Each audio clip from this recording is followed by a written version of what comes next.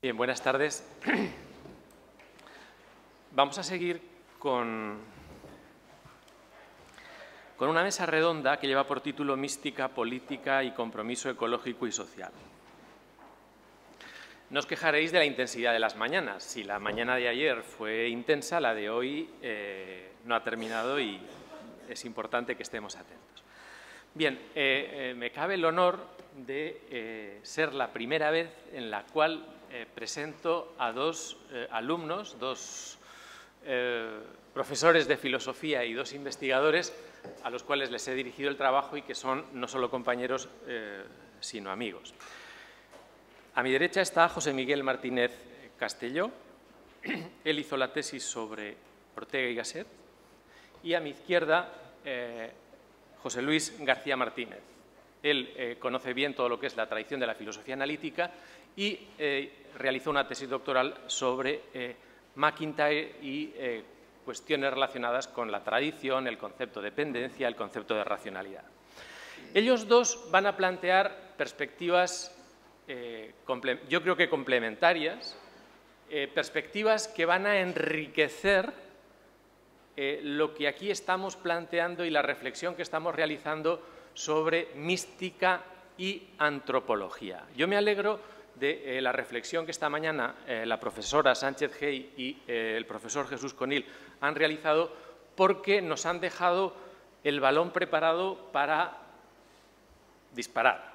Es decir, han dejado el tema a punto para entrar a lo que sería la relación entre mística y compromiso político, mística y trabajo por la justicia, mística y promoción de los derechos humanos, que sería el lenguaje o la jerga con la que hoy hablaríamos de compromiso político y militancia política.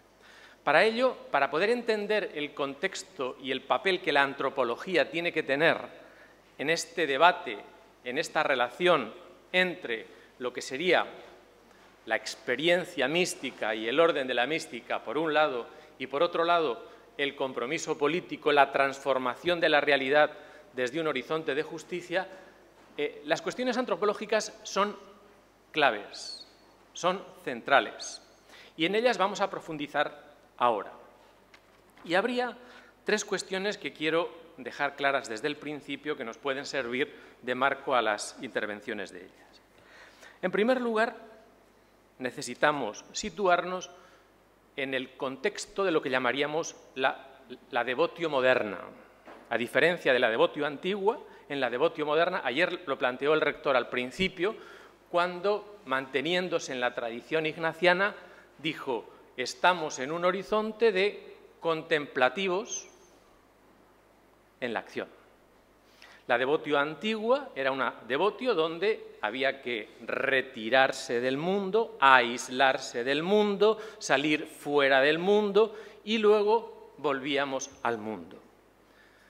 En la devotio moderna, en la tradición de San Ignacio, de los ejercicios espirituales, es importantísimo el entender que la acción y la contemplación no pueden plantearse de manera aislada o separada, sino que tenemos que pensar la acción, la transformación social, el cambio social, desde un determinado concepto de contemplación. Y aquí es importante que pensemos la relación entre mística, vida contemplativa, incluso vida teórica y acción y militancia. ¿Por qué? Por una razón muy sencilla: para que la acción no degenere en agitación o activismo. La acción política puede ser una acción sensata si está enraizada en determinado tipo de experiencias contemplativas con una fuerte carga antropológica. Si no tiene esas raíces, puede ser simple agitación, puro activismo, pura acción por la acción sin ningún tipo de ordenación. Esto es importante a la hora de pensar el modelo antropológico, pensar en qué medida el puente de la antropología une la mística con la vida política.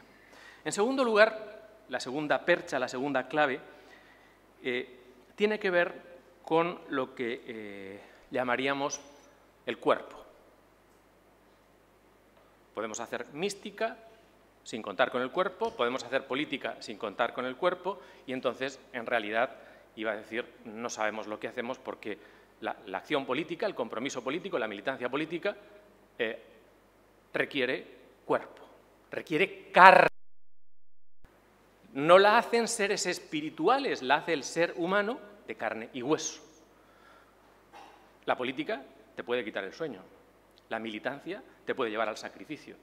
Es decir, es muy importante darnos cuenta de que hay una ascesis, de que en la buena militancia, en la militancia contemplativa o cuando la militancia está inspirada en determinado tipo de mística, esa militancia supone entrega, donación, supone un desvivirse, supone un dar de sí y no solo dar de mí. Esto es importante desde el punto de vista antropológico. Por lo tanto, cuando hablamos de mística y política, la carne es una categoría fundamental. Vamos a hablar de cuerpo, alma y espíritu, pero quiero que reflexionemos sobre todo lo que es el misterio de la encarnación, porque sin encarnación, sin carnalidad, no tiene sentido tampoco la política. Y por último, hay una tercera cuestión clave en estas dos cuestiones, y es la relacionada con lo que llamaríamos, lo que el Papa Francisco ha llamado la ecología integral. Es decir, el hecho de que hoy la antropología, la reflexión sobre el hombre, no puede dejar de lado la naturaleza. Cuando en la Laudato Si se plantea el concepto de ecología integral, no se está planteando una ecología profunda, no se está planteando un misticismo cósmico, sino que en realidad nos estamos situando en un horizonte nuevo en el cual la expresión integral recoge una dimensión, el profesor Conill la ha planteado, muy importante de profundidad, de interioridad, de contemplación, de unidad en sí mismo, de unificación de las distintas partes o dimensiones de la vida, pero también ese proceso de unificación y esa interioridad es una interioridad apasionada, es una interioridad desbordante y es una interioridad en un horizonte que llamaríamos ecológico, pero con mayúsculas. No es cósmico en el sentido de una naturaleza puramente profunda o lo que Arnold Naes llamaría ecología profunda, sino que en realidad es una relación donde el ser humano, la persona en su integridad, por eso hablamos de una ecología integral, se sitúa, toma posición en la historia, toma posición en el conjunto de la naturaleza y toma posiciones ante lo que podríamos llamar el desafío de la sostenibilidad y el desafío ecológico, que es un desafío brutal que requiere conciencia mística también para superarlo. Dejo aquí, podríamos decir, las tres perchas, las tres cuestiones importantes y les doy la palabra a ellos porque creo que las perspectivas pueden ser complementarias, pero, repito, estas tres reflexiones, el hecho de que nos movemos en la devotio moderna, el hecho de que tiene que haber una reflexión existencial donde la carne, la dimensión carnal de la vida y el compromiso tiene que estar clara y lo ecológico está en juego, el concepto de sostenibilidad está en juego y por lo tanto requerimos una nueva mística, requerimos una nueva antropología que no de la espalda. ¿Cómo plantea hoy determinado tipo de tradición filosófica estos desafíos? Tiene la palabra para ello, en primer lugar, José Luis García Martínez, que lo tengo a mi izquierda. Creo que tienen el guión de sus intervenciones. Por un lado, el profesor García Martínez les ha entregado un guión y el profesor Martínez Castelló también, pero se lo entregaron el primer día, es decir, hoy no hemos repartido a quien ya lo tenía, y por tanto en la carpeta o en la documentación del primer día estaba el resumen, el esquema. Si a alguien le faltara, hemos hecho más copias. Es decir, si alguien no lo tuviera, porque si lo hubiera traspapelado, lo tienen ahí. Don José Luis, tiene usted la palabra. Muchas gracias, profesor Domingo. Hoy es un día muy especial, primero porque hablo aquí en esta casa, que tiene conmigo una relación también muy especial. Hablo delante de maestros míos, delante de Agustín, de Juana, del profesor Conil. Bueno, esperemos estar a la altura. Mi propuesta se titula, de forma provocativa, es un poco el talante que quiero presentar a lo largo de toda la presentación, Tiempos místicos, una mala época para la mística. Me gustaría analizar un poco cómo se percibe en la actualidad, a través de varios autores, el tema de la espiritualidad y el lugar que ocupa en este contexto la mística, tal como la estamos interpretando en este espacio. Tendrán ustedes un esquemita y, en realidad, voy a leer el punto 1, es el único, a lo mejor leo algún texto más, pero será muy breve, que es donde va a resumir de lo que voy a hablar.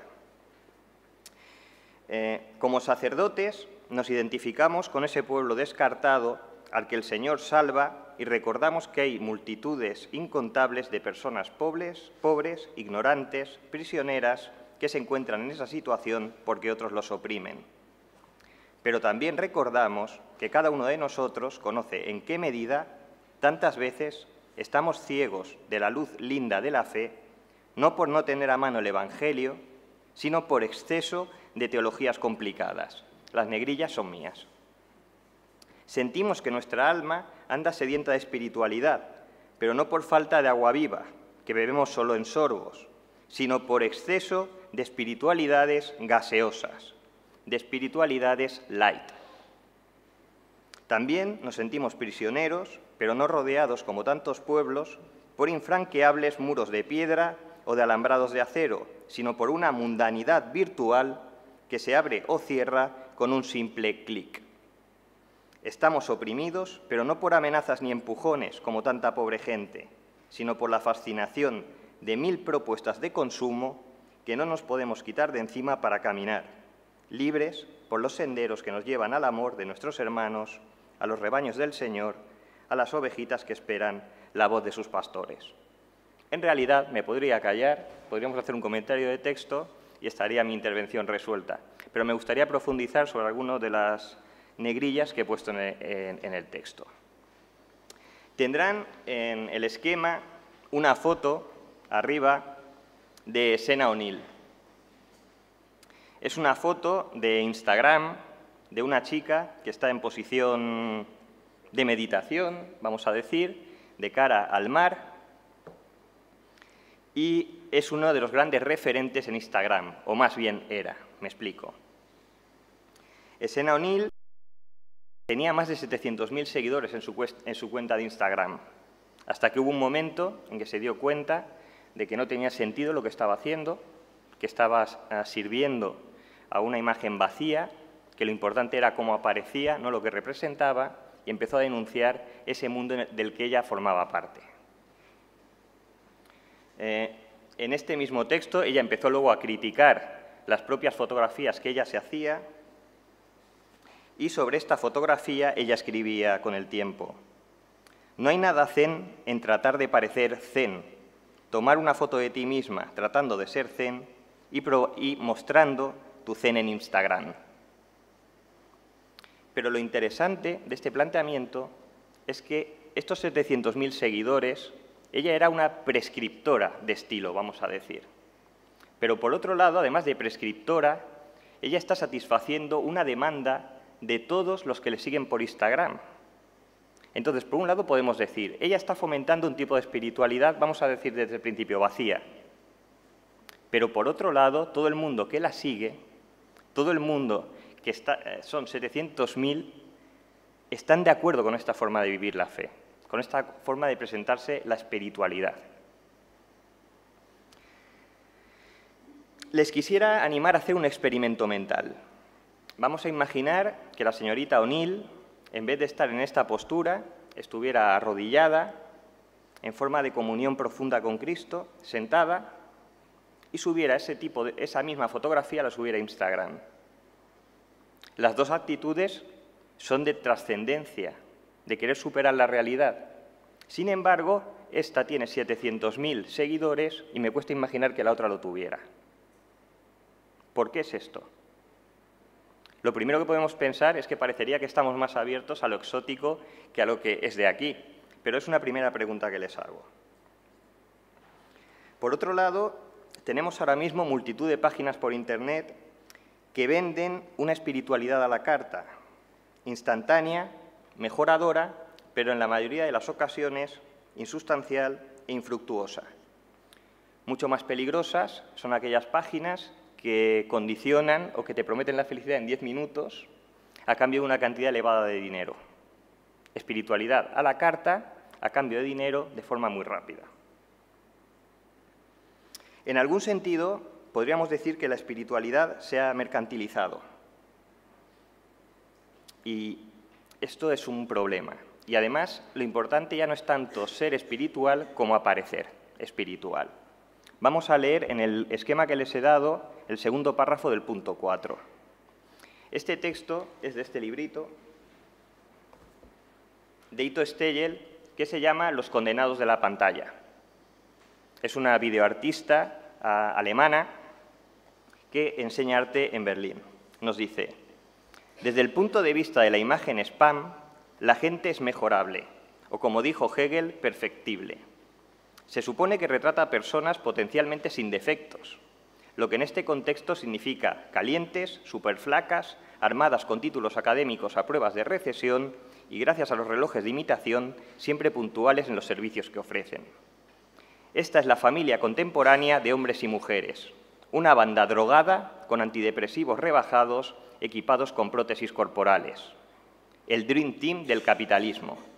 ¿Pero es realmente así nuestra apariencia? Bueno, no.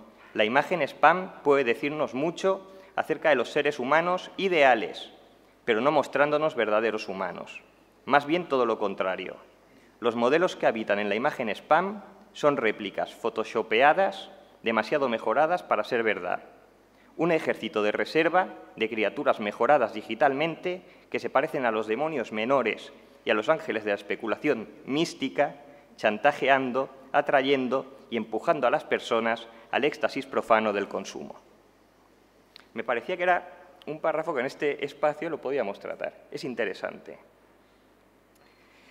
Que, por un lado, esta espiritualidad apresurada, esta espiritualidad de venta, satisface un anhelo de lo humano, si no, no tendría éxito, aunque de forma defectuosa en el mejor de los casos, cuando no perjudicial. El éxito de estas propuestas nos interpelan a lo que decía Mar, creo que ayer, que hay un anhelo de espiritualidad, pero por otro lado la espiritualidad que se está ofertando desde estos espacios es una espiritualidad vacía que genera aún más desencanto con el fenómeno religioso. Frente a esta espiritualidad rápida, eficiente, integradora y sencilla, la religiosidad clásica aparece como caduca, trasnochada y aburrida. La incapacidad de las religiones, probablemente para adaptar su mensaje a los nuevos tiempos, puede haber sido en parte un catalizador de esta espiritualidad vacía también, en parte de no saber comunicar. Y el resultado ha sido potenciar un imaginario sanador de la espiritualidad. Una espiritualidad que se reduce a la optimización de la persona, a que pueda funcionar más. Dicho de otra forma, la espiritualidad ya no es la búsqueda de la trascendencia. La espiritualidad busca restañar las heridas, busca tranquilizar al sujeto, busca aliviar las penas. En algún sentido, busca optimizar al sujeto para ser un mejor trabajador. El otro día leí un artículo en Las Provincias que hablaba sobre el mindfulness y nos decía: lo bueno de hacer mindfulness es que su práctica ayuda a recuperar el equilibrio interno, muy importante, pero lo más importante es que mejora la eficacia laboral. La meditación nos ayuda a ser más eficaces. Si vamos al punto 3 del esquema que les he dado, podemos leer un texto de Byung-Chul Han en La sociedad de la transparencia. Nos dice Byung-Chul Han, autor coreano, que estudió teología, filología alemana y filosofía en Alemania. La moderna pérdida de creencias, que afecta no solo a Dios o al más allá, sino también a la realidad misma, hace que la vida humana se convierta en algo totalmente efímero. Nunca ha sido tan efímera como ahora, pero no solo esta es efímera, sino también lo es el mundo cuanto tal. Constante y duradero. Ante esta falta de ser, surgen el nerviosismo y la intranquilidad. El yo tardomoderno, sin embargo, está totalmente aislado. Incluso las religiones, en el sentido de técnicas tanáticas que liberen al hombre del miedo a la muerte y generen una sensación de sensación de duración, ya no sirven. La desnarrativización general del mundo refuerza la sensación de fugacidad, hace la vida desnuda. Ante la falta de una tanatotécnica narrativa, nace la obligación de mantener esta nuda vida necesariamente sana. Es decir, cuando no tenemos espiritualidad, cuando no tenemos nada más allá, en lo único que nos centramos es en tener el cuerpo perfecto, en centrarnos en nosotros mismos, en ir al cirujano estético, en doparnos para tener mayor rendimiento, tomarnos pastillas que nos hacen estudiar mejor, tomar pastillas para rendir más. Entonces, ¿cómo voy de tiempo? Vale. Dentro de este planteamiento, MacIntyre tiene un librito del año 60, que lo escribe con Paul Ricoeur, que se llama El significado religioso del ateísmo. En este libro, él va a tender a plantear el argumento de la apuesta de Pascal, vamos a llamar. Si recuerdan, la apuesta de Pascal lo que venía a decir es que si somos racionales, es mejor creer en Dios que no creer, porque nos estamos jugando una vida eterna, mientras que en el caso que nos equivocáramos y no fuéramos buenos, simplemente estaríamos perdiendo una vida limitada o finita. Siempre que se hace una apuesta hay que apostar por lo infinito. Y nos dice Pascal, lo mejor es creer. Todo esto se ha trasladado hasta nuestra actualidad y creo que podemos decir que hay un convencimiento generalizado en que uno puede elegir qué creer. Yo creo que el problema que tenemos es que si tú tienes una creencia que no se adecúa a los estándares científicos, eres culpable de creer en algo, en una superstición, porque tú dispones de las herramientas epistemológicas suficientes para desechar ese tipo de creencias. Me explico. Si vamos al punto quinto, porque supongo que ya me iré quedando sin tiempo, vemos, me gustaría en el punto 5.2, dos argumentos que yo veo que se dan en la sociedad y con toda la ironía posible, cientificada. Según estos argumentos que yo detecto en la sociedad como creencia generalizada, el 5.2.1 nos diría que toda persona que nace en sociedades democráticas abiertas dispone de herramientas epistemológicas suficientes para aceptar la imposibilidad de una divinidad. Aquí yo oigo ecos de Fraser y la rama dorada, que luego podemos tratar si quieren en el debate. En relación con 5.2.1, relaciono el punto 5.2.2. Toda persona que nace en sociedades democráticas abiertas tiene la posibilidad de elegir qué tipo de creencias religiosas se amoldan mejor a lo que desea o conviene. La religión y la propia identidad se mete dentro de esta fascinación que nos hablaba Francisco de las 1000 propuestas de consumo. Se nos ofertan formas de vida, se nos ofertan religiones por todas las vías y nosotros tenemos que ser capaces de elegir. El contraejemplo al que se enfrentan este tipo de argumentos es a gente que vive su religiosidad de forma sincera en estos espacios o mucho más complicado, gente que viene de fuera y sorprendentemente creen. Aquí me gustaría tratar el argumento de Bernard Williams del igualitarismo ingenuo. Yo creo que los que hacen este tipo de argumento, que cada vez tiene más fuerza en la sociedad y que están dinamitando en algún sentido los puentes de comunicación entre religión y no creyentes, son mucho más tolerantes con el que viene de fuera. Pensemos en un musulmán que viene de fuera. A él sí que le podemos perdonar el hecho de que sea creyente, porque no ha nacido con las herramientas epistemológicas que tenemos en las sociedades avanzadas, con el pensamiento científico que sí que poseemos aquí, pero tenemos, en este caso podríamos hablar la fe de que sus descendientes sí que abrazarán la fe verdadera del cientificismo y sí que acabarán renunciando a la religión de la que venían. Claro, seguimos con el problema y aún así sigue habiendo gente de espiritualidad sincera. Entonces a esa gente tenemos que pedirle que den razones. Un esfuerzo titánico para que se justifiquen día a día en una sociedad hiperconectada en la cual hay que dar razones de por qué haces las cosas.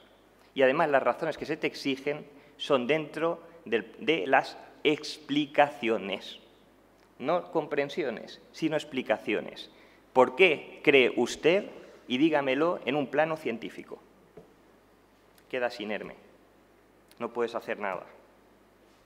Entonces, ¿cuál es la reivindicación que podemos hacer en esta sociedad hiperconectada, hipercomunicada? El silencio. Agustín lo defiende en varios libros y lo que tenemos que defender es la posibilidad de alejarnos, la posibilidad de estar callados. Y aquí terminaba con lo que iba a ser al principio la conferencia, pero bueno, la intervención, que era tratar a Wittgenstein.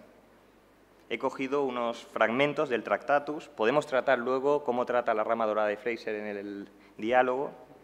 Veamos, por ejemplo, los dos primeros puntos, este silencio comprensivo. Si leemos en el punto 6.5, respecto a una respuesta que no puede expresarse, tampoco cabe expresar la pregunta. Está hablando en términos científicos. El enigma no existe, no se puede mirar en un laboratorio. Si una pregunta puede siquiera formularse, también puede responderse. Y luego nos dice, lo inexpresable ciertamente existe. Se muestra, no se explica, se muestra. El creyente se ve en su obrar, en su hacer. Se muestra como creyente. Eso es lo místico. Además, el silencio, cuando vemos el mundo, cómo funciona, entra el asombro. Y el asombro nos deja callados, con la boca abierta. Sería el siguiente punto. No como sea el mundo, sino que sea. Javier Sádava, tratando textos de Wittgenstein, dice, recuerdo cuando con 6 años me hice consciente de que existía. Dice, y con 6 años estaba maravillado pensando que existía. Esa es la sensación de lo místico. Y la forma de acabar, y acaba también mi intervención, es con el famoso punto 7 del Tractatus, de lo que no se puede hablar, hay que callar. Muchas gracias. Bien. Tengo que reconocer que yo, cuando estábamos organizando esto, le pedí que se metiera en Wittgenstein y que desarrollara el concepto de mística en Wittgenstein, porque me parece muy interesante y nos lo ha dejado aquí para que sigamos trabajándolo y sigamos amasándolo. Tiene la palabra ahora José Miguel Martínez Castelló. Él tiene ahora una experiencia muy interesante, no lo he dicho al principio, y es, iba a decir, trabaja como voluntario. Parece que es una contradicción lo de trabajar como voluntario. Es decir, durante los últimos años hay la experiencia de voluntariado en la cárcel de Picassent ha transformado su filosofía. Entonces, quiero que desde esa experiencia de voluntariado haga una reflexión y haga una relectura de un texto de Ortega que citamos ayer, lo hemos citado hoy y que verán en el texto que vamos a volver al conflicto entre el teólogo y el místico. Cómo leer hoy este texto y cómo recuperar la fidelidad al propio Ortega, que como hemos visto Jesús Conil nos ha dicho, es que en ese texto Ortega no era fiel a sí mismo. Claro, la cuestión es, ¿quién nos dice cuál era el verdadero Ortega, el de este texto, o en realidad tenemos que interpretar a Ortega mejor de lo que él se interpretó? Bien, desde esa perspectiva de sensibilidad del voluntario militante en la cárcel de Picassent, ¿qué nos aporta Ortega a este debate sobre la mística? Bueno, ¿se oye? Sí. ¿Se oye bien? Sí, así. Bien, vamos a ver, normalmente cuando nos pasan el micrófono en una conferencia, normalmente damos las gracias, que son unas gracias un poco sin sentido, sin arraigo, y de eso vamos a hablar mucho. Pero hoy para mí es un día muy feliz, ¿Por qué? Porque hoy se dan 4 reencuentros para mi vida fundamental. Y vamos a hablar de la vida humana porque Ortega habla de la vida humana y yo voy a hablar de Ortega, pero también voy a alejarme de él. En primer lugar, es un reencuentro con esta casa. Yo recuerdo que en todos, cuando acababa el último examen de julio en la facultad, inmediatamente a la semana siguiente asistía a esta casa pues a los cursos que Jesús Conill y Agustín ya de la Cortina pues hacían. Educar en la ciudadanía fue ese primero en el año 99, el de Nietzsche, es decir, y por lo tanto para mí esta casa es fundamental. Y además ahora la regenta esta persona de la que hablaré después. El segundo, digamos, encuentro es que la persona responsable de este curso, Juana, pues fue la presidenta de mi tesis doctoral, y Juana, en esa tesis, a mí me dio 2 o 3 lecciones, no solo filosóficas, sino humanas, vitales, que yo nunca olvidaré. Y de aquí te quiero dar las gracias. El tercer encuentro, es con Agustín.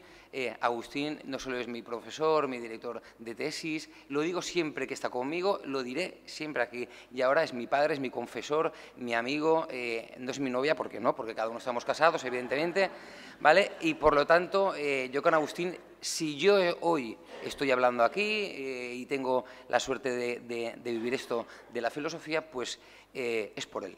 ¿Vale? Porque él siempre apostó por mí, yo era un estudiante mediocre y si he hecho algo es por Agustín, no por mérito propio. Y por lo tanto, pues muchísimas gracias y una disculpa. El día que hice el esquema, el ordenador se me estropeó, no podía poner guiones, no podía poner nada, ¿vale? Es así porque parece un escrito que parece que tenga, pues 20 años, lo voy a aclarar y ya está. Bien, fíjense. Yo he dividido mi exposición en unas 3 partes. Bien, claro, vengo de la mano de un autor que yo creo que es de alguna forma, sea coherente, ¿no?, como cuando calificaban los miembros del PP, pues a Esperanza Aguirre, cuando decía que era el verso suelto. Fijaos los versos sueltos que hoy, por ejemplo, tiene el PSOE, ¿no? Es que yo soy muy político y no sé si ustedes son, digamos, lo que estamos viviendo en estos momentos. Yo estaba ahí y digo, no uso el móvil porque las noticias fluyen como algo. Bien, Ortega es el verso suelto en este curso. En el artículo famoso que ya se leyó ayer, no sé si es sincero, pero en Ortega hay una serie de citas y de menciones sobre la mística, qué es lo que es.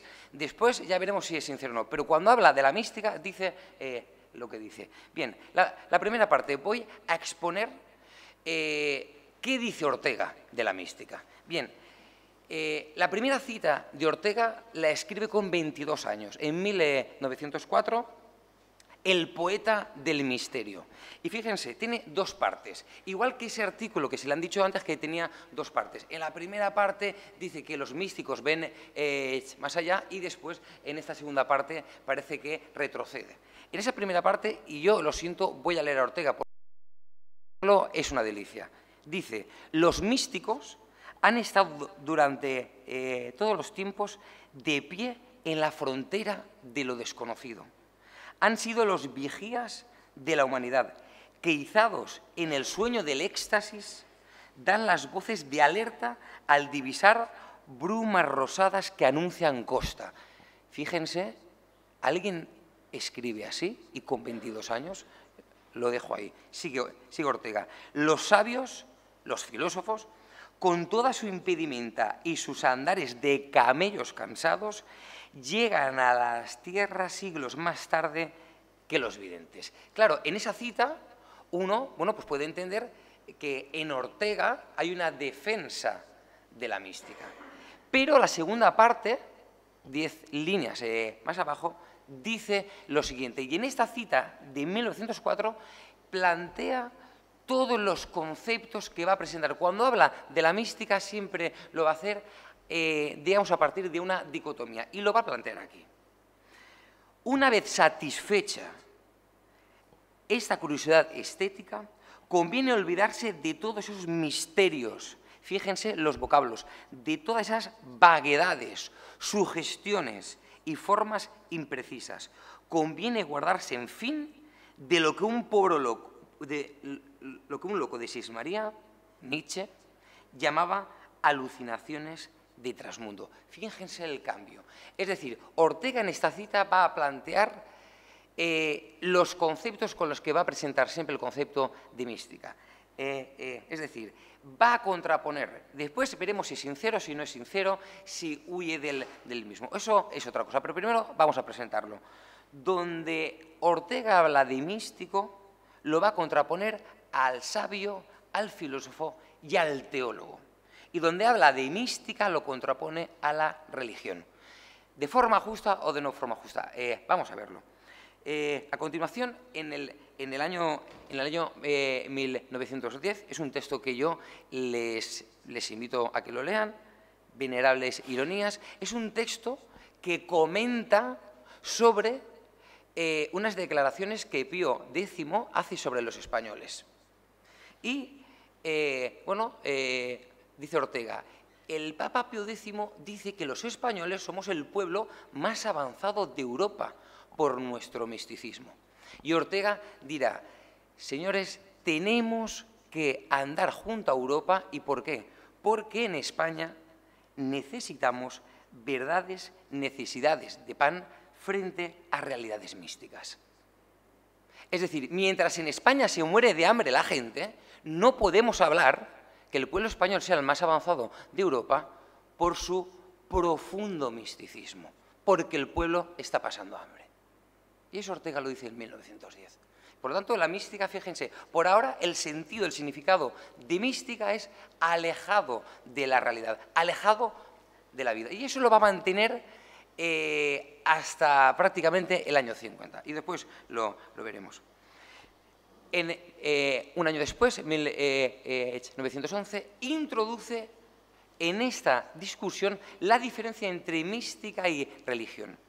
Cito, la religión y la poesía no pretenden ellas suplantar esa vida, sino que la sirven y diaconizan. En cambio, el misticismo, esa suplantación de este mundo pues por otro, me pone en sospechas.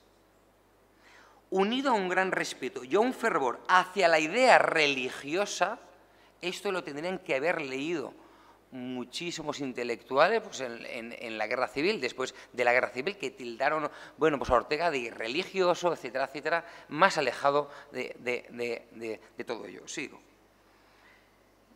Unido a un gran respeto y fervor hacia la idea de la religión, hay en mí una suspicacia y una antipatía radical hacia el misticismo, hacia el temperamento confusionario. Fíjense en los términos, que me impiden encontrarle justificación donde quiera se presenta. Siempre me parece descubrir en él la intervención de la chifladura de la mistificación. ¿Es sincero? No pero hasta ahora esto es lo que hay. Bien, ahora se produce un punto de inflexión. A partir de los años 20, el pensamiento de Ortega, como ustedes sabrán, avista y conquista su idea fundamental, que es la idea de vida humana. A partir de esa conquista viene, a partir de la publicación de un libro fundamental del año 23, que es El tema de nuestro tiempo. Y ahí lo que dice es lo siguiente. Ortega no solo critica la mística como una experiencia, sino que va a tildar la modernidad y la cultura occidental de mística. Es decir, como una cultura, como una forma de vida que no arraiga en la vida. Cito Ortega. Es preciso corregir el misticismo socrático. Cuidado que el misticismo socrático va al origen propio de la filosofía, porque Grecia es la cultura tanto en Occidente como en Europa. Racionalista y culturalista que ignora los límites de aquella o no deduce fielmente las consecuencias de esta limitación. La razón es solo una forma y función de la vida. La misión del tiempo nuevo es precisamente convertir la relación y mostrar que es la cultura, la razón, el arte, la ética, quienes han de servir a la vida. La razón pura tiene que ceder su imperio a la razón más vital. Fíjense, el concepto de razón de Ortega no es un concepto no es racionalista. Es decir, Ortega lo que está criticando es un modelo de razón, es una expresión de la razón, es un tipo de razón. José Luis ya ha dicho algo, es decir, como esa razón que no acepta nada, que está alejada de los criterios de la cientificidad. Ortega lo que está defendiendo es una modalidad de razón abierta a la experiencia humana. Y ahí sí que podemos decir que Ortega a lo mejor tendría algo interno en contra de la mística, pero ahí sí que podemos decir que Ortega, su concepto de razón, se abre a experiencias de la mística. Una cosa es lo que los filósofos dicen y otra cosa es lo que piensan y después, digamos, su vida. Aquí tenemos un ejemplo flagrante. Yo no sé si ustedes pues han leído a Nietzsche. Una cosa es lo que Nietzsche escribía y otra cosa es lo que Nietzsche sentía. Y por lo tanto, al final, una cosa es lo que uno escribe y otra cosa es lo que uno siente, el arraigo.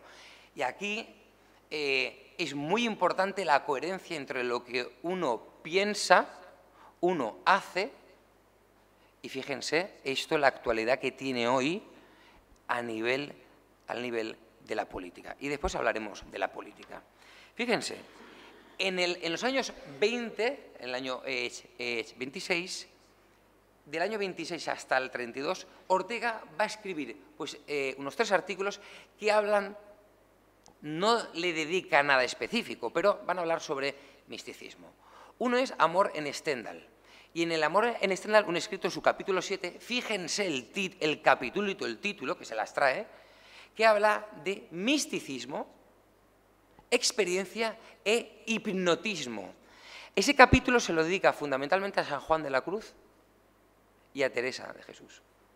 Hablando de hipnotismo, casi nada. Y no los critica, pero lo que va a decir es que al final ese misticismo, como no se puede, digamos, decir, entra en esa privacidad y no se puede transformar, no se puede, digamos, decir en lenguaje. Y eso, bueno, pues a Ortega le molesta. Bien, las consecuencias de esas 3 obras es, y lo tienen en una tesis que lo utiliza, y dice, teología sí, éxtasis no. Leo, comprendo, y de paso voy a compartir, la falta de simpatía que han mostrado siempre las iglesias hacia los místicos. Eso está por ver. Yo creo que eso no es así. Y Ortega, ahí yo creo que patina, y hay que decirlo. Como si temiesen que las aventuras extáticas bueno, pues trajesen desprestigio sobre la religión. El extático es un frenético. El frenético es el que está fuera de sí mismo. El frenético es un peligro. Le falta mesura y claridad mental, es decir, logos, razón. Después dice, teología me parece transmitirnos mucha más cantidad de Dios, más atisbos y nociones sobre la divinidad que todos los éxtasis juntos, de todos los místicos juntos. Teología y no éxtasis. En los años 40, 50, la teología en España silenció a Ortega de forma radical. No leyeron estos textos o no quisieron leerlo, pero estas cosas, bueno, pues pasan. Y después el punto 2, no voy a comentarlo porque quiero, bueno, pues avanzar. Y en ese artículo que se leyó, bueno, pues ayer aquí, no estaba, defensa del teólogo, digamos, frente al místico, ahí, digamos, en Ortega encontramos la mayor crítica que hace a los místicos. No voy a decir más, lo único que dice es, el místico lo que hace es callar. El filósofo expresa, el filósofo habla, vocaliza, verbaliza. ¿Y por qué? Pues porque el misticismo, cuando se expresa, su producto es oscuridad. Sin embargo, Ortega, como filósofo, como creyente de ese logos, que la traducción griega es luz, solo se puede alumbrar la razón, lo que son las cosas, Pues a través de la luz. Y esto es un poco, les presento un poco, digamos, de forma muy apresurada, los textos de Ortega sobre la mística. La segunda parte voy a hablar muy poquito y es el tema de la consideración de la religión en relación con Ortega. Hay muchos especialistas que a Ortega lo han situado fuera es decir, como un crítico de las religiones, y eso es porque hay muchos especialistas que se dicen ser muy especialistas, pero no leen. Y esto es así. En España hay mucho farsante y esto lo tenemos que tener muy claro. Fíjense, lo que Ortega está diciendo es que la religión, la religiosidad, Ortega no piensa en una religión específica, sino en la actitud religiosa. Puede ser en Oriente como las occidentales. La actitud religiosa imprime a la vida humana elementos fundamentales sin los cuales la vida no es digna de ser vivida. Es decir, la religión como religare, como religius, dota a la vida de cuidado, de atención, de hospitalidad. Y eso es una lectura que de Ortega no se ha hecho. Yo, pues en la tesis, junto con Agustín, intentamos abrir, bueno, pero los orteguianos de esto no quieren hablar mucho, ¿vale? Y al final yo les propongo ahí, Jesús Conill no está, pero una relación entre la relación que hay en Ortega en el concepto de religión con el concepto de religación de Zubiri. Aquí hay muchísimo que hablar y muchísimo que tratar. Y voy a la última parte, porque de Ortega puede hablar, pero yo creo que los ponentes tenemos que dar nuestro punto de vista. Fíjense, yo creo, y ya vamos a la última parte, que hay que ir más allá de las separaciones entre religiones proféticas, religiones, digamos, místicas. El último libro bueno, uno de los libros que publicó González de Cardedal, Olegario, ahí todo su libro, una parte de su libro insiste en que, por ejemplo, el cristianismo sería un error confundirlo con una religión, digamos, más mística. Pero la cuestión es, ¿nuestra vida humana realmente vive de estas excisiones? ¿Podemos separar lo que aporta la filosofía y lo que aporta la mística? Es decir, la filosofía, ¿qué es lo que aporta? La filosofía lo que aporta es comprensión, es pensamiento, es claridad. Necesitamos de nuestra vida, ¿para qué? Para clarificarnos. Y cuando clarificamos las cosas, eso que, bueno, pues Ortega decía, la filosofía va a la profundidad, va a lo mistérico para elevarlo a la superficie, para hallar luz. Necesitamos de la filosofía para introducirnos en nuestro interior, ¿para qué? Para saber nuestra vitalidad, nuestra autenticidad, nuestro arraigo que se decía antes. Pero necesitamos al mismo tiempo del silencio. Y yo esto se lo digo desde la experiencia, fíjense, desde la experiencia como voluntario de prisiones. Para entrar en un ámbito de exclusión como es la prisión, yo creo que tienen que darse tres elementos fundamentales. Uno es el pensamiento, otro es la acción y el otro es el silencio. Y estamos en un mundo completamente frenético, alocado, que impide que nos paremos. Y como decía un experto en coaching, quien para, repara. Necesitamos hacer una pausa. Creo que los místicos nos ayudan a eso. Hoy, hablar bien de los místicos es ir contracorriente. Uno dice que es místico y, bueno, y la imagen es arcaica, no, lo siguiente. Pero creo que el misticismo es una estructura constitutiva del ser humano. ¿Por qué? Porque la mística lleva al silencio. Y muchos problemas de los que hay en el mundo, muchos problemas de comunicación que tenemos, por ejemplo, en las escuelas. Yo, bueno, pues trabajo en un colegio y es impresionante cómo cada vez y cada año lo noto más, cada vez a los chavales les cuesta más guardar silencio. El silencio, cuando guardan silencio, les entran las picores. Yo no sé si ustedes están experimentando eso. Estamos en una sociedad, en un mundo donde no nos paramos. La filosofía, para ser una buena filosofía, necesita de la mística. Con Ortega, sin él, detrás de él, delante de él, a su derecha, a su izquierda, me da igual. Ortega es un pensador que nos ayuda a pensar, nada más. Y la filosofía y la mística, eso sí, necesitan de compromiso. La filosofía, si no tiene compromiso social y político, y el silencio, si no está arraigado en un compromiso, a mi juicio no es nada. Y hoy nos tenemos que comprometer. Nos tenemos que comprometer. Y Ortega decía, todo pensador es un hombre de acción. Pensamiento, acción y silencio. Y yo quiero acabar así, respetando las creencias de cada cual. Pero la cruz de Cristo nos lleva a eso. Tenemos que estar abiertos desde el pensamiento, desde la acción y desde el silencio a abogar por aquellos que están crucificados en nuestro mundo y que no tienen altavoces. Nadie habla de ellos. Es fundamental que la filosofía esté henchida de silencio. ¿Para qué? Para denunciar y para hablar de aquellos que están al margen del mundo. Así entiendo yo la relación entre mística y filosofía. Muchísimas gracias.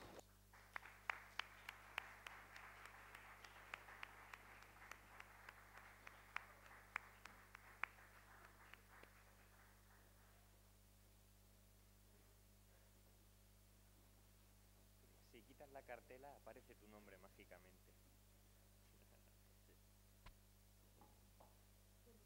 Muchísimas gracias a José Luis, primero, ha sido el primero que ha hablado, a José Miguel, en segundo lugar. Yo creo que por sus dos exposiciones, perdonad la palabra, que a lo mejor ni les gusta, pero yo creo que sí, porque ambos son doctores en filosofía, científicas iba a decir, conocen lo que están diciendo, pero al mismo tiempo tan comprometidas, ¿no? Así que tenemos tiempo ahora, más o menos hasta y cuarto, para que podáis hacerle toda clase de preguntas, porque ellos se han comprometido, desde la palabra han dicho ciencia, pero han dicho también mucho de sus propias vidas.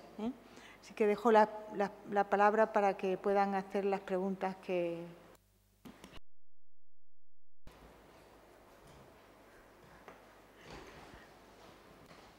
Ascensión. Bueno, pues muchas gracias a los dos por la reflexión, por el silencio y por la exposición.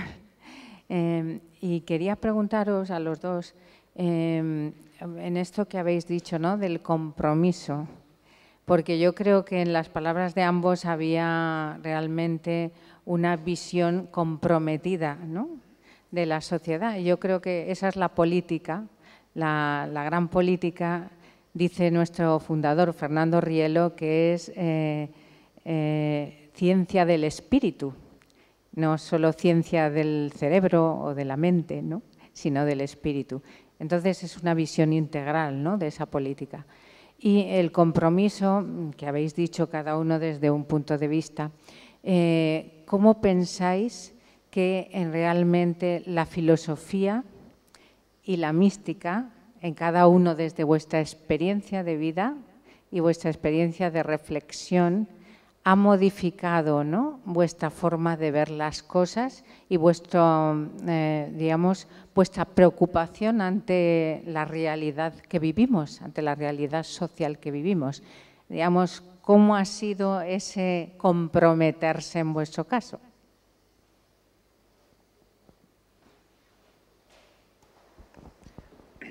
Vamos a ver aquí. De esto vamos a poder estar hablando hasta mañana por la mañana. ¿Por qué? Porque esto tiene que ver con tu biografía, no solo intelectual, humana. A mí no me importa. Es decir, yo he nacido en una familia, digamos, que está muy, digamos, comprometida con todo lo que es la experiencia del tercer sector o voluntariado.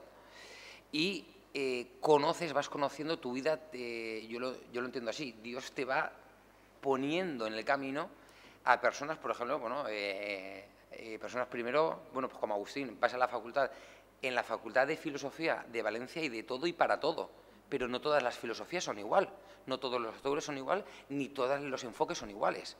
Yo lo encontré a él y a mí me abrió, claro, yo llegué a la facultad con un cabreo y con un ateísmo, pero violento, incluso violento, ¿vale? Es decir, ahí pues cuando vas leyendo, es decir, y también pues bueno, yo biográficamente tengo mi madre ha hecho un papel fundamental en mi vida y después yo he tenido la suerte de conocer lo que es un santo, que era, bueno, pues el padre Chimo, que era el sacerdote de la prisión. Y hablando con él, la filosofía y el silencio se han ido, digamos, complementando y han ido de la mano del ejemplo de estas personas. Pero un poco yendo a tu pregunta, además esto con mis alumnos lo estoy tratando ahora, es decir, la filosofía nos ayuda, la filosofía porque es tan importante, y fíjense, yo no sé si ustedes son muy conscientes de cómo ha quedado la filosofía y las humanidades con la LOMCE. Prácticamente ha desaparecido. En cuarto de la ESO, ética era, digamos, obligatoria, y ahora, claro, yo el año pasado tenía 50 alumnos, este año filosofía en cuarto es optativa, pues tengo 15. Y el año que viene en primero filosofía es obligatoria. Fíjense el surrealismo, pero dejémoslo ahí, porque si no me cabreo y no puede ser. Pero la filosofía nos ayuda a comprender las consecuencias, los problemas, es decir, cómo se originan los problemas. No puede haber compromiso si tú antes no comprendes lo que te rodea. Es decir, el compromiso y la comprensión, la filosofía lo que nos hace es eso, dar luz sobre las cuestiones, sobre los problemas, sobre aquello que... Porque la filosofía de lo único que habla es de la vida humana. Y esto Sócrates lo dejó muy claro.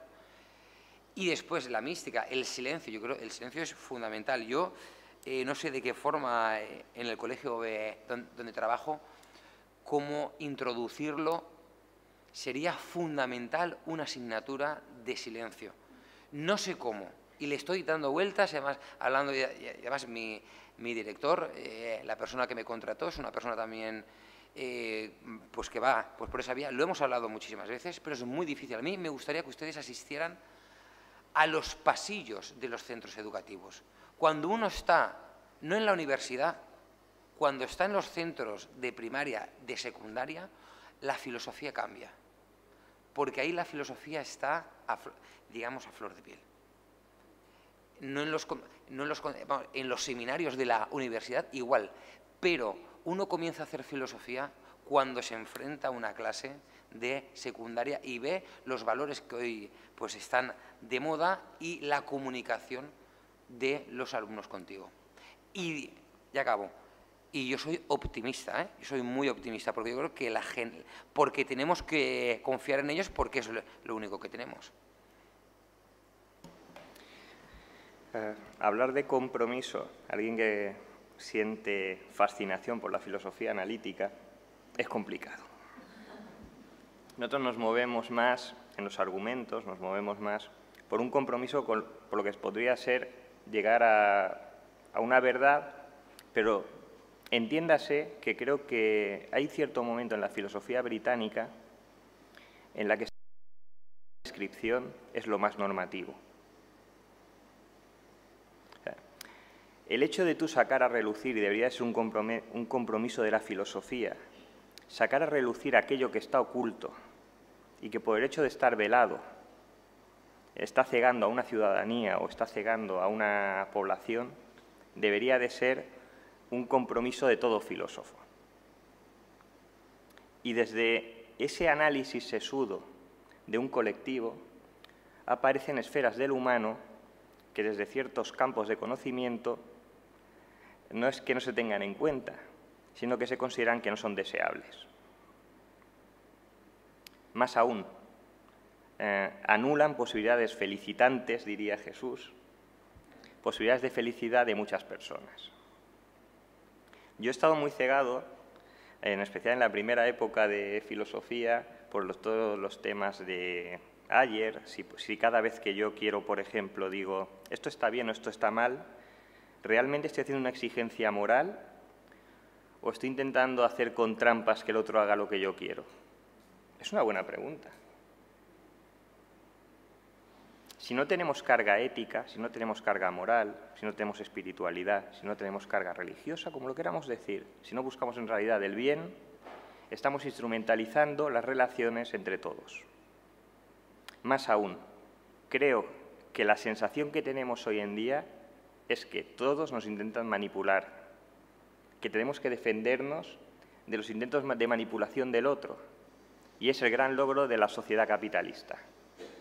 La anulación de cualquier posibilidad de cooperación entre nosotros.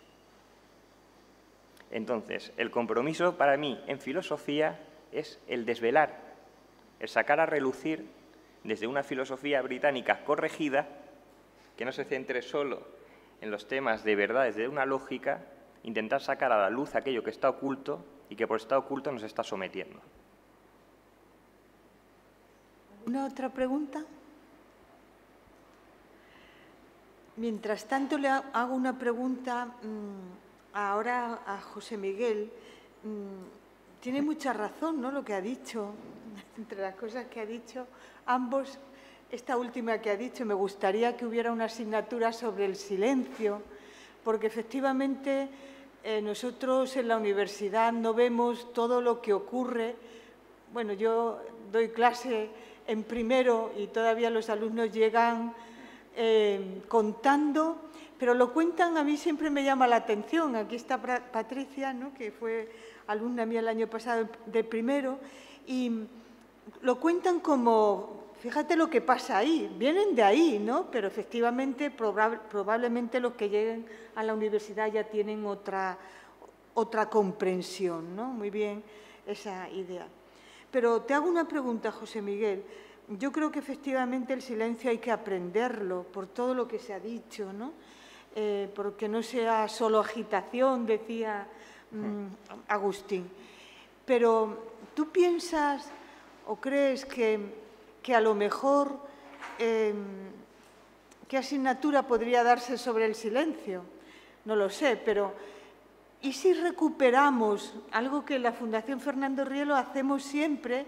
Este año también, a lo mejor un poco menos, pero también, es el arte como expresión de algo que tiene que ser educar hacia el éxtasis, educar hacia mayor concienciación, mayor vida interior, ¿no?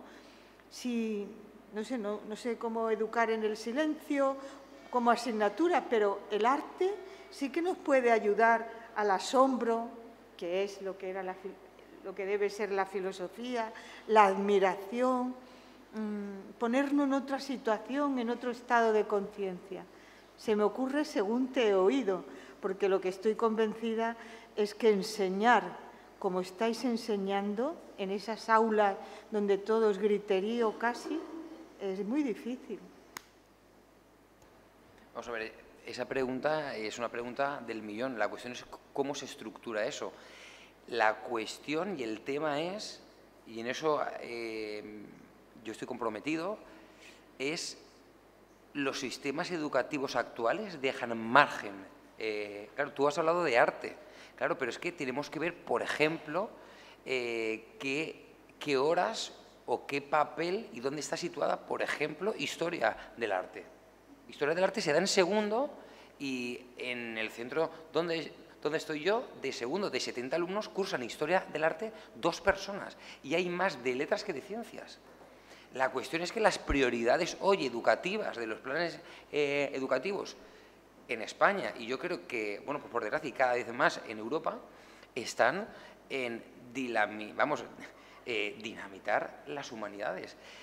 Cuando yo he dicho lo del silencio, también un poco, bueno, pues provocando y a ver si alguien me da una propuesta. Yo soy todo oídos, yo les he dejado el correo electrónico, envíenme ideas, vamos, si quieren les doy mi número de teléfono, pero yo creo que eso es fundamental. ¿Por qué?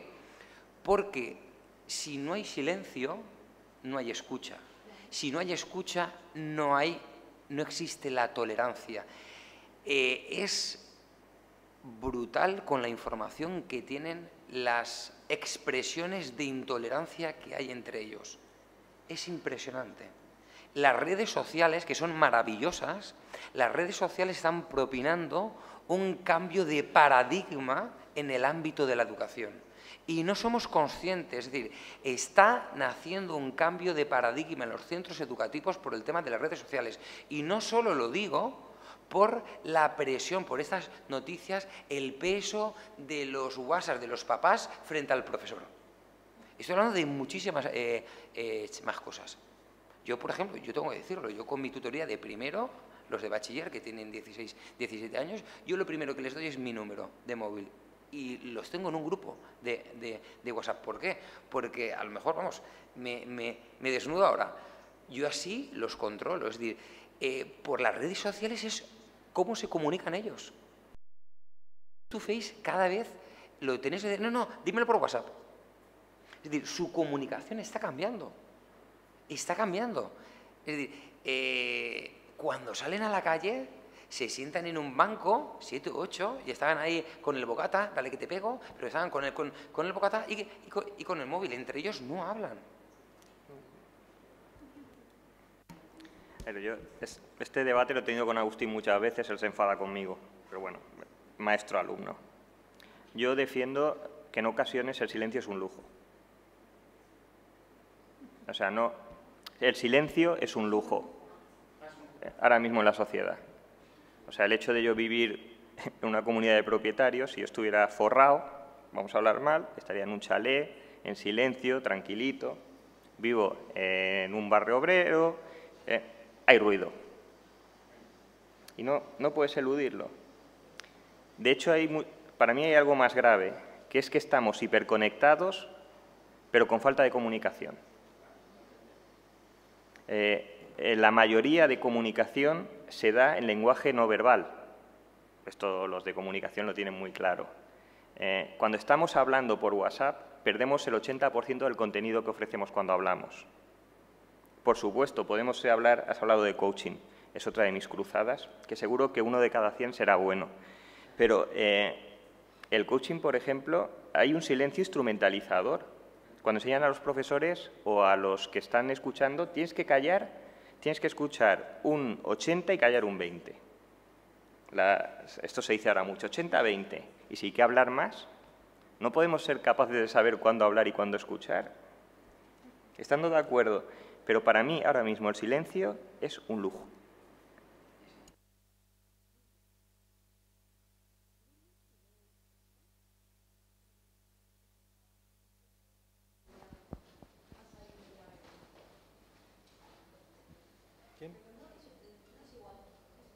Este concepto ha salido ya esta mañana como comentario en una forma que me gustaría, creo que ha sido Jesús quien lo ha comentado, no sé si ha sido tú, no lo sé, sobre el mindfulness.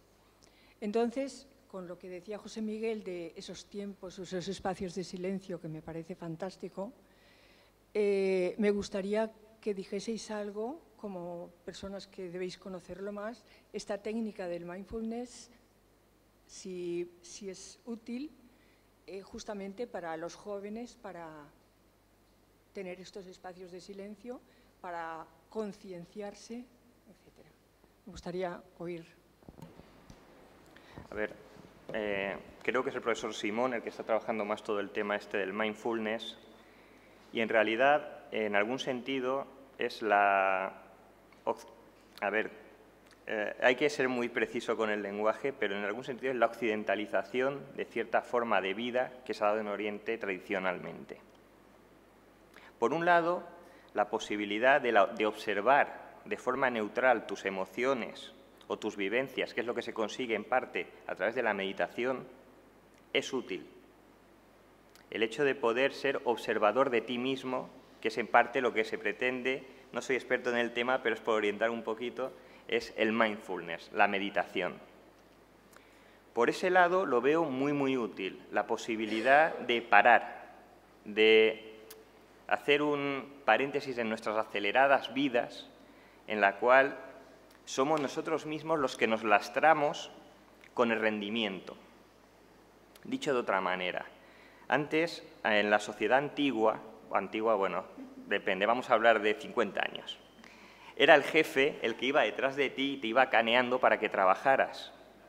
Uno de los grandes logros es habernos convencido y ser nosotros nuestros propios explotadores. El hecho de cuando estás en el sofá descansando, sentirte mal, estoy parado, tengo que hacer algo, tengo que estudiar inglés, tengo que hacer no sé qué, tengo que hacer no sé cuántos. Entonces vivimos en una sociedad en la que somos nosotros mismos los que nos explotamos. ¡Qué gran logro del capitalismo! O sea, sería...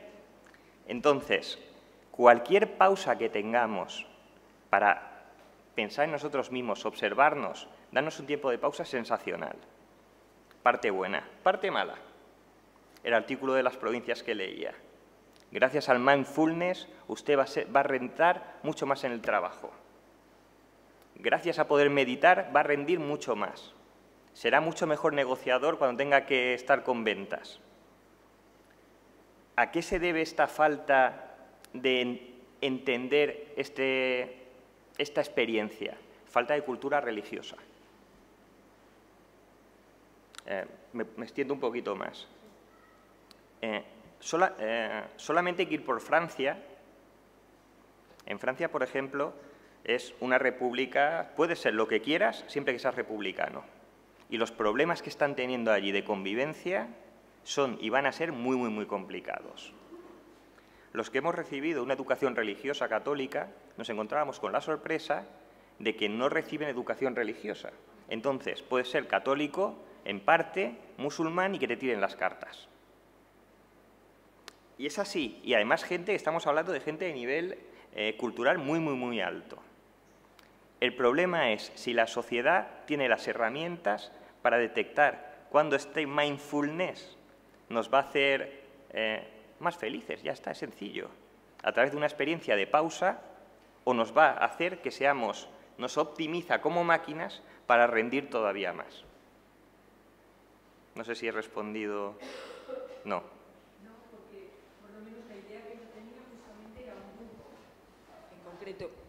En concreto en Cáritas, sí. Justamente en una parroquia, bueno, lo estaban organizando en Cáritas, pero era un cura de una parroquia que tenía un grupo de trabajo que estaba con esa técnica ayudando a la gente. Yo en este momento lo estaba aplicando pensada en lo que José Miguel estaba diciendo de los chicos, y yo lo veo porque tengo un montón de nietos y veo cómo funcionan. Vale, a lo mejor les iría a decir. En ese contexto es diferente. Claro, en ese contexto, por ejemplo, hay profesores que aprenden ciertas técnicas de relajación para los chavales que son muy útiles. En los cursos para profesorado de secundaria que se hace aquí en la UIMP, explican técnicas para que cuando el alumno llega estén en cierta posición que les relaja e iniciar la clase. Por supuesto que es útil, pero siempre que tenga una finalidad buena. Volvemos a lo mismo. Internet, las redes sociales son buenas si tienen una finalidad buena.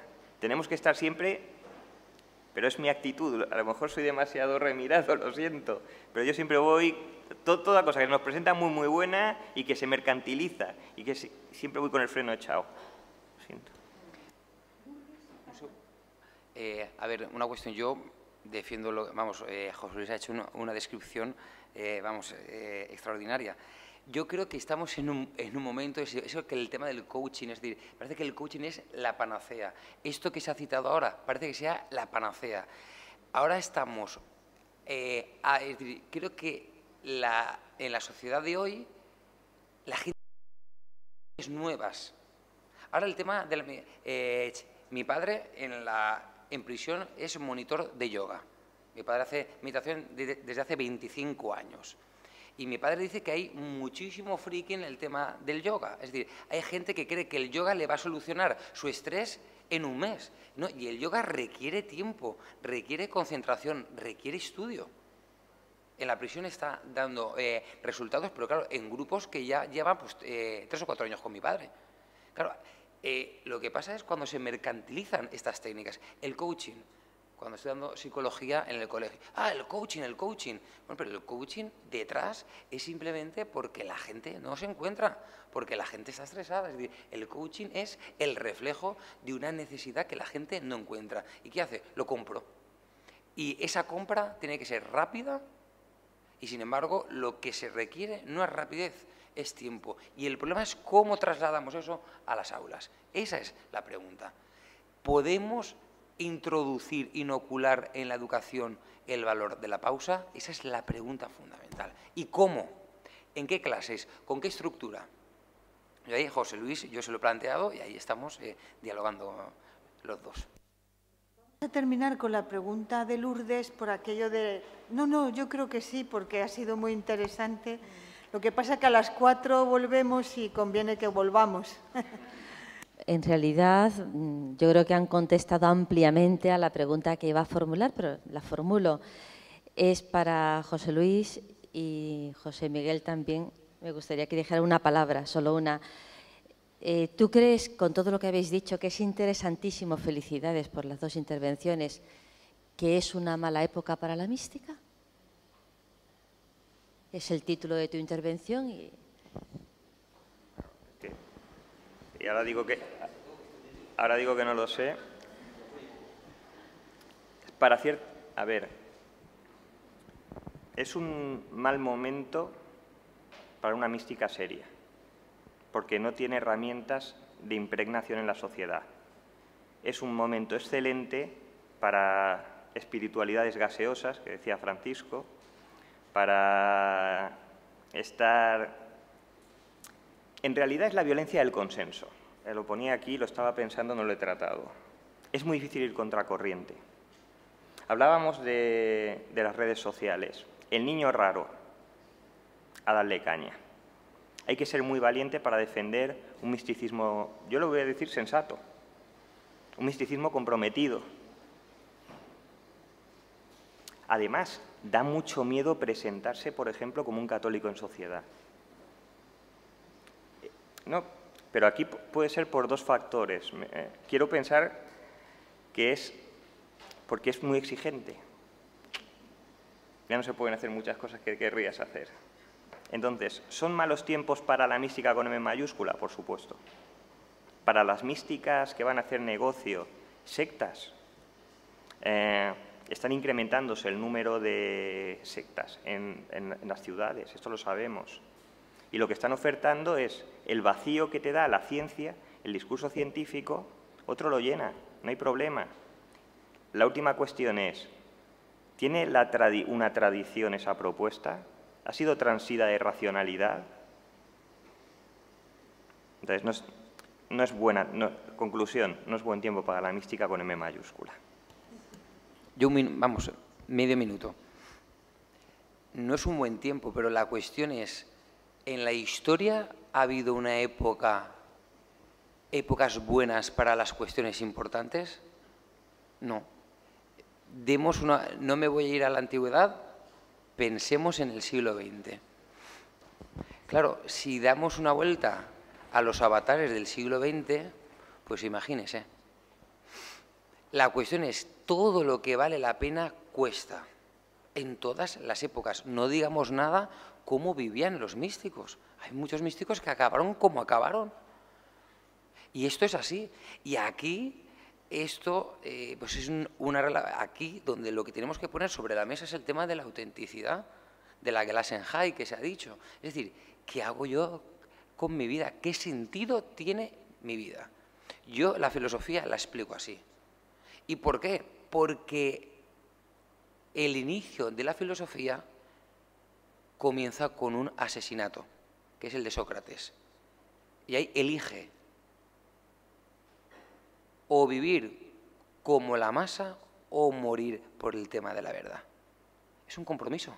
La filosofía nace a partir de un compromiso. Así es. Y la mística nos puede ayudar a clarificar ese compromiso. Y los compromisos son muy, muy difíciles y cuestan sangre. Piensen en un carpintero que crucificaron hace 2000 años y que era el Hijo de Dios, o se supone que era el Hijo de Dios. Esto es así. Muchísimas gracias. Voy a decir dos cosas muy breve.